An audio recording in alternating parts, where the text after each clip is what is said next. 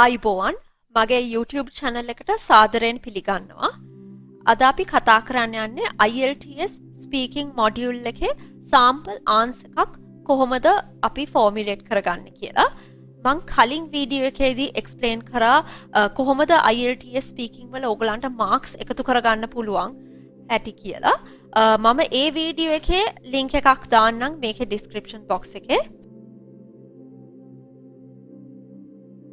අපි section 1 එකට යමු. ඔයගොල්ලෝ දන්නවා speaking වල sections තුනක් තියෙනවා. section 1, 2 and 3 කියලා. ඇත්තටම section 1 එකේදී වෙන්නේ ඕගොල්ලන්ගෙන් ගොඩක් personal level questions තමයි අහන්නේ. ඒ කියන්නේ පුළුවන් තරම් ඕගොල්ලන්ව comfortable කරන්න තමයි ඒගොල්ලෝ මේ ප්‍රශ්න අහන්නේ.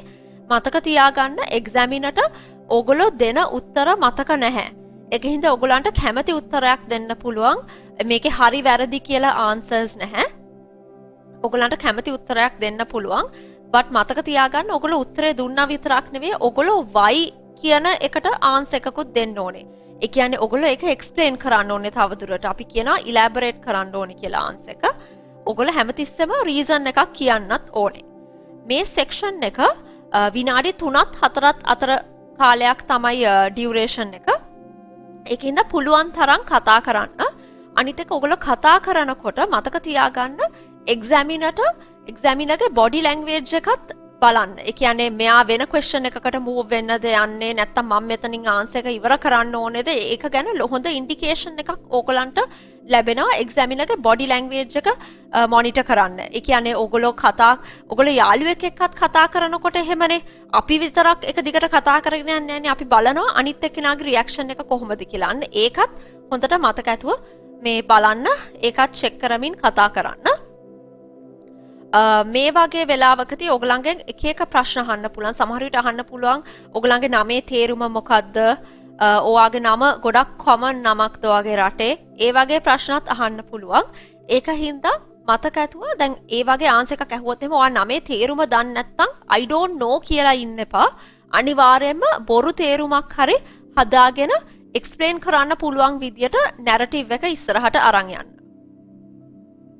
අනිත් එක අහන්න පුළුවන් what is your job, what is your education background, ඒ වගේ where are you from, which part of the country are you from එහෙම කියලා අහන්නත් පුළුවන්. what is your favorite color ඒ වගේ ගොඩක් comfortable ප්‍රශ්න තමයි අහන්නේ. ඒකින්ද බය වෙන්න කිසිම හේතුවක් නැහැ. මේ practice කරලා යන්න. අන්තිම ගොඩක් වෙලාවට මේ mirror එකක් ඉස්සරහම හැමෝටම කියන්නේ mirror එකක් ඉස්සරහා කතා කරලා practice කරන්න. මේ sample ප්‍රශ්නේ අපි බලමු. මේක අහන්නේ future එක ගැන. what job would you like to have 10 years from now? අපි ඒ ප්‍රශ්නෙට උත්තරේ බලමු. මම ඇත්තට මේකේ first two bullet points ගැන තමයි කතා කරන්න යන්නේ answer එක.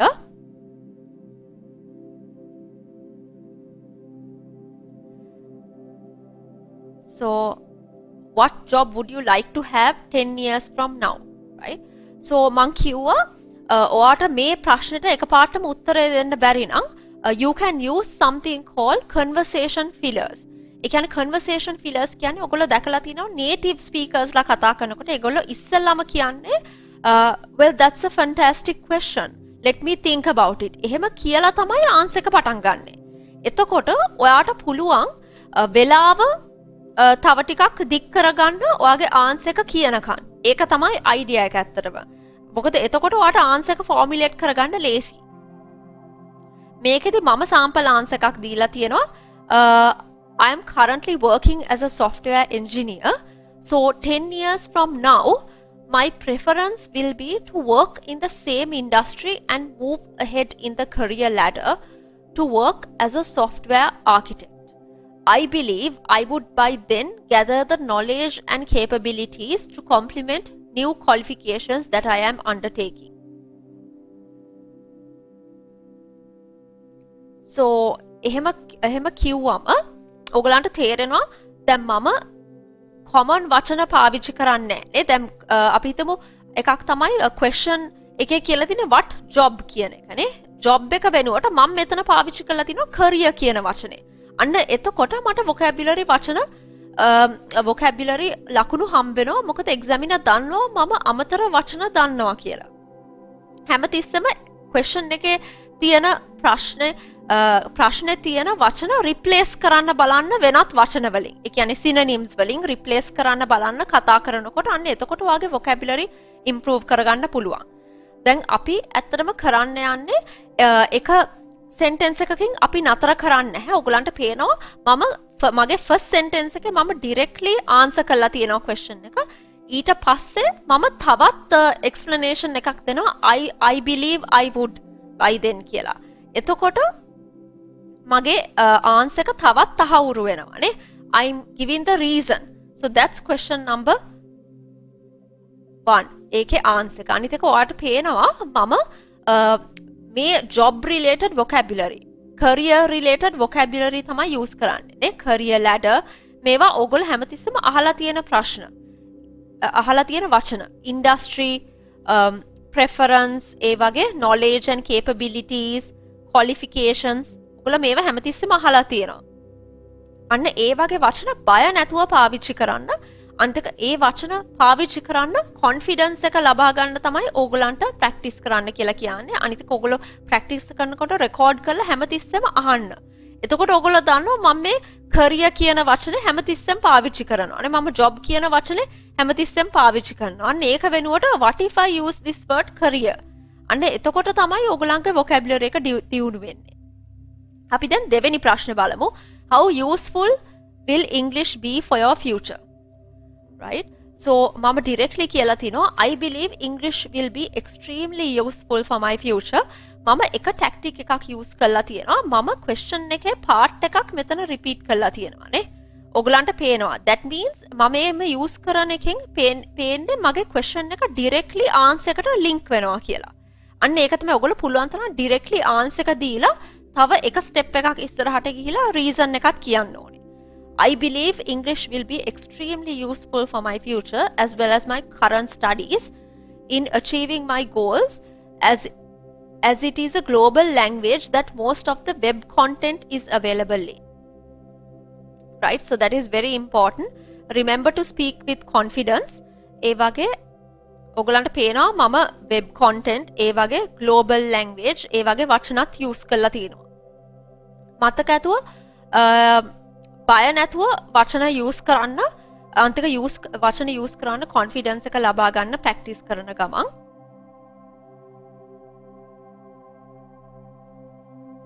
අපි දැන් යමු section 2 එකට.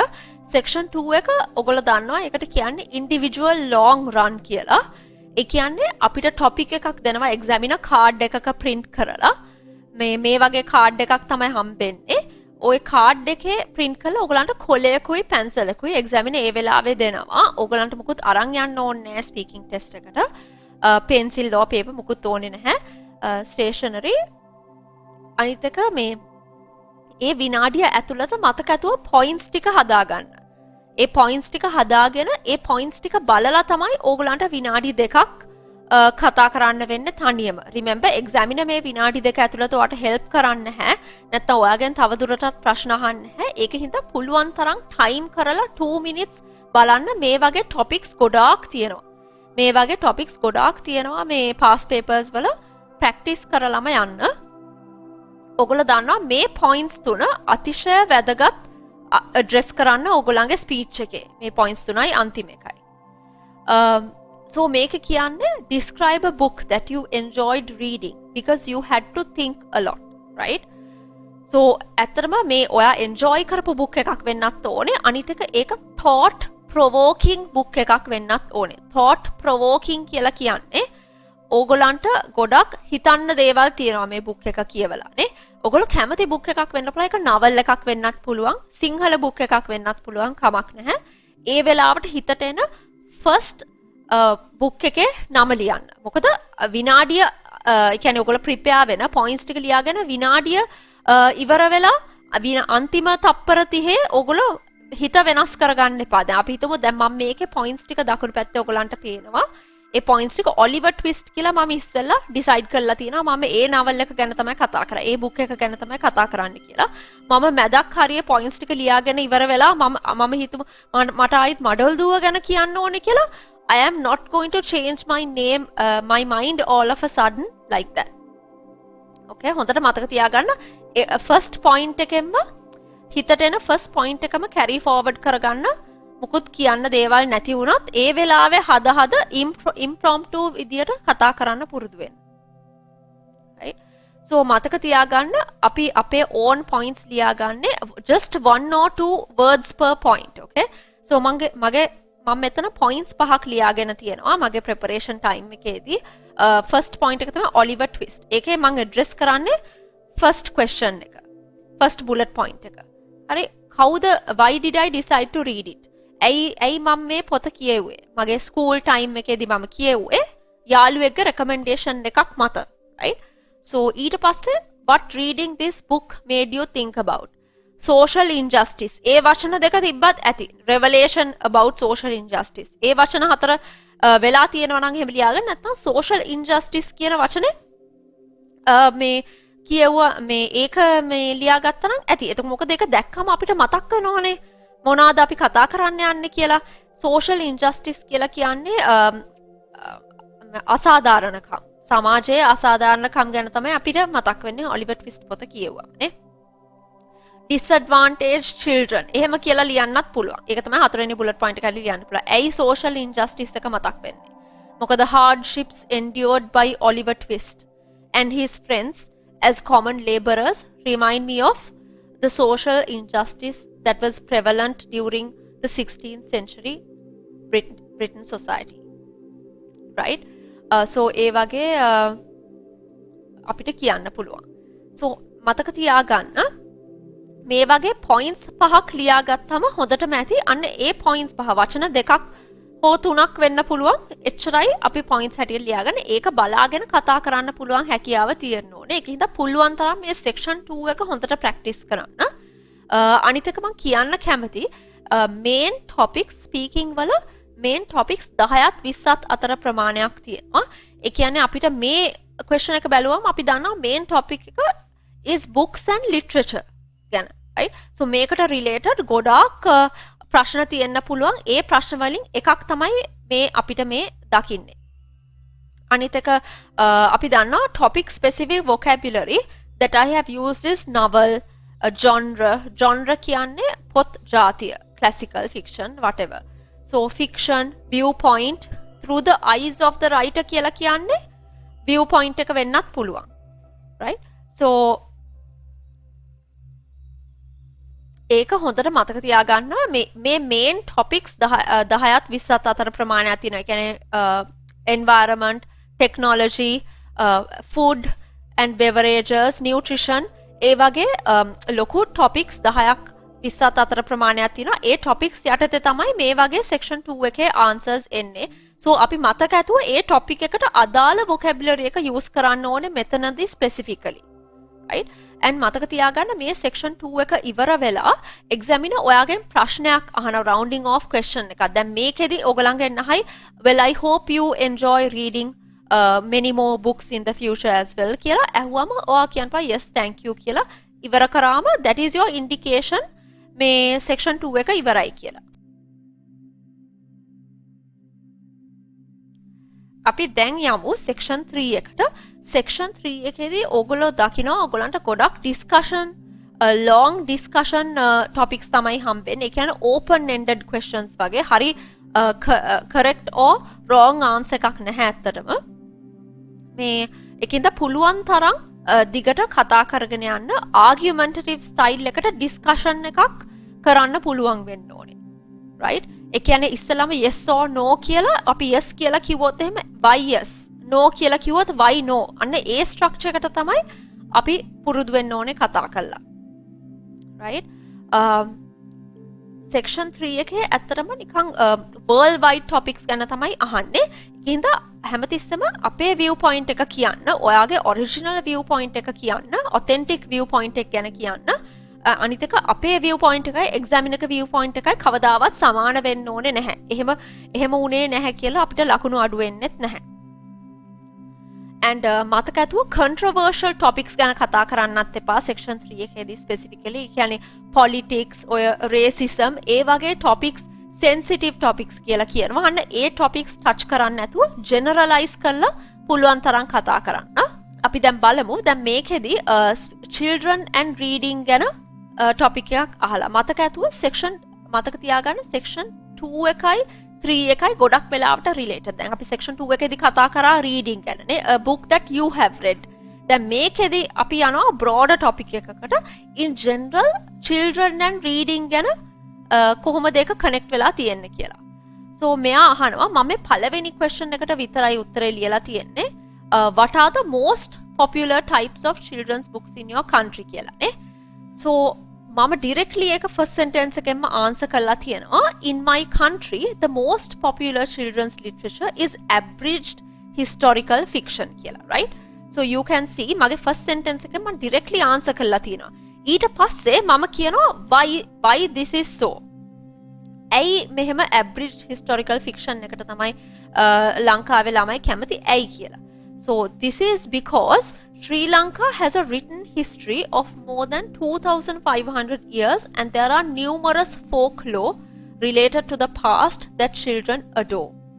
For example, the tales of King Dutugamunu. So ඔයගලන්ට තේරෙනවා මම short sentences තුනකින් මම ඉක්මනට explain කරලා තියෙනවා and මගේ argument එක wrap up කරලා තියෙනවා. Right? And මං කලින් කිව්වා වගේ මම topic related vocabulary use කරලා තියෙනවා abridge කියලා කියන්නේ shorten version එක. Oliver Twist වගේ classical novels වල short version එක තමයි අපි use කරන්නේ ලංකාවේදී ගොඩක් වෙලාවට. Historical and fiction ඒ වගේ and folklore කියලා කියන්නේ අතීත පුරාවෘත්ත. So you can see because කියන වචනේ මම use කරලා තියෙනවා මගේ reason එක කියන්නේ ඇයි මෙහෙම abridged historical fiction famous ළමයි අතර කියලා මම because කියන වචනේ use කරලා තියෙනවා. That is a linking word to link my answer to my reason. And ඊට පස්සේ මම අන්තිමට හරිම වැදගත් මේක elaborate කිරීමේදී for example කියන එක පාවිච්චි කරන්න. පුළුවන් තැන්වල මේ වගේ example එකක් පාවිච්චි කරන්න. ඒ කියන්නේ මම කියලා තියෙනවා for example the tales of King Dutugamunu. Tales කියලා කියන්නේ stories කියන එක. තවත් වචනයක්. කියන්නේ stories කියලා කිව්වම සමහර විට ඒකෙන් ඔයාගේ vocabulary එක පේන්නේ නැහැ. But what tales කියලා කිව්වොත් නැත්නම් legends of King Dutugamunu. ඒ වගේ වචනයක් කිව්වොත් එහෙම මේගොල්ලන්ට ගොඩක් examiner හිතට යනවා that ඔයා වචන දන්නවා කියලා. ඔයාගේ vocabulary එක ගොඩක් broad කියලා. මෙන්න මේ වගේ පුළුවන් තරම් බලන්න. අනිත් එක answer එක මම දන්නේ නැහැ. මම electronic books ගැන වැඩිය දන්නේ නැහැ කියලා හිතන්න එපා. ඒ වෙලාවේ improvise කරලා answer එකක් හිතා ගන්න. දැන් මම දන්නවා ගොඩක් අය books ගැන කිව්වම PDF එහෙම use කරනවා නේ. PDF download කරලා internet එකෙන් use කරනවා. සමහර වෙලාවට ඒක advantage එකක් වෙනවා. මේ මොකද මේ ඈත පිටිසර පළාත්වල කට්ටියට for children in rural areas they don't have libraries, paper based books හොයාගන්න අමාරුයි. ඒකින්ද මේක free of charge electronic books internet එකෙන් download කරගන්න පුළුවන්. So that is a advantage. And ඊට පස්සේ ඔයගලන්ගෙන් අහයි what are the advantages of parents reading electronic books compared to printed books කියලා. ඔයගලන්ට දැන් කියන්න පුළුවන් දැන් due to the prevalent situation with COVID-19. ඒ කියන්නේ පුළුවන් තරම් දැන් situation එක relate කරලා examples කියන්නත් පුළුවන්. දැන් COVID-19 හින්දා මිනිස්සුන්ට එළියට ගිහලා books purchase කරන්න බෑ. ඒක හින්දා ඔයගලන්ට ලේසියෙන්ම internet එකෙන් download කරගන්න පුළුවන් books. අන්න එහෙම download කරලා පොත් කියවුවම ළමයින්ට ඒගොල්ලොත් හරිම මේ interestingly අහන් ඉන්නවා. අනිත් එක ඒගොල්ලන්ගේ parents ලගේ relationship එකත් වැඩි දියුණු කරගන්න පුළුවන්. ඒ වගේ මේ අන්තික advantages විතරක් ඇහුවොත් එහෙම advantages විතරක් කියන්න disadvantages කියන්න ඕනේ නැහැ. අහන ප්‍රශ්නෙට විතරක් උත්තර දෙන්න මතක ඇතුව. Right? So will electronic books ever completely replace printed books in the future? You can say whatever your viewpoint is, either yes or no. If you say yes, yes කියන්න කියලා. electronic books completely replace කරන්න කියලා. Because of the cost advantage, නැත්නම් environmental issues because we have to cut down so many trees to print books. Anything you want, you can say, and then after that, because of these two reasons, I believe that electronic books will completely replace printed books in the future. එහෙම කියලා කිව්වම ඔයාගේ answer එක complete. So remember these points as well. So thank you මගේ lecture එකට සවන් දුන්නට. ඔගොල්ලෝ දන්නවා මාව contact කරගන්න පුළුවන් මගේ email address එකකින් මගේ Savini's IELTS classes Facebook page එකෙනුයි. අපි ඊළඟ වීඩියෝ එකේදී කතා කරමු කොහොමද vocabulary and grammar use කරන්නේ speaking module එකේදී කියලා. Thank you.